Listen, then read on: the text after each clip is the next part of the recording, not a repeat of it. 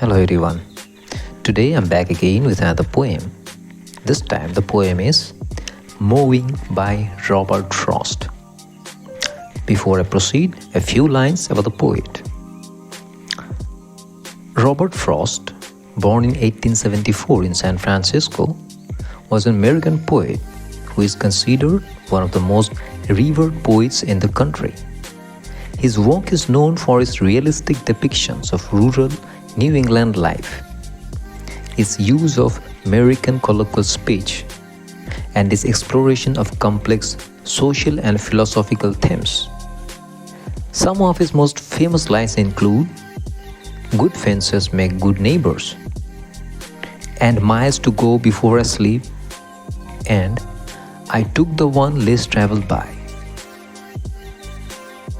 Now that we know a bit about the poet, I will recite the poem Mowing. And the poem goes like this. There was never a sound beside the wood but one, and that was my long scythe whispering to the ground. What was it whispered? I knew not well myself. Perhaps it was something about the heat of the sun, something perhaps about the lack of sound. And that was why it whispered and did not speak. It was no dream of the gift of idle hours, or easy gold at the hand of fay or elf. Anything more than the truth would have seemed too weak to the earnest love that laid the swale in rows, not without feeble pointed spikes of flowers, pale orchises, and scared a bright green snake. The fact is, the sweetest dream that labor knows, my long scythe whispered and left the hay to make. That's how this beautiful poem ends. And now it's time for discussion about the poem. And if you have heard the poem properly, you'd realize that the theme of this poem centers on the quiet fulfillment found in honest, diligent work. The poem suggests that true satisfaction lies not in dreams of wealth or ease, but in the tangible rewards of labor. Frost celebrates the purity of effort, where simple, sincere work offers the sweetest reward. And now, let us discuss the poem more elaborately.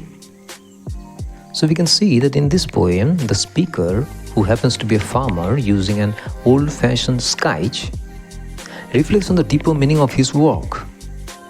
He listens to the quiet rhythmic whisper of his scythe as it cuts through the grass, wondering what this soft sound could signify, whether it speaks of the sun's heat or the surrounding silence.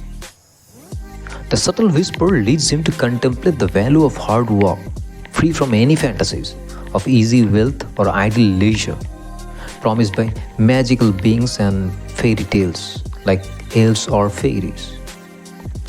The speaker realizes that the scythe's whisper is grounded in reality, as anything beyond the truth would seem insincere to the genuine effort he invests in his labor. The poem suggests that honest, meaningful work provides its own reward, a sweetest dream that arises from the simple act of completing a task.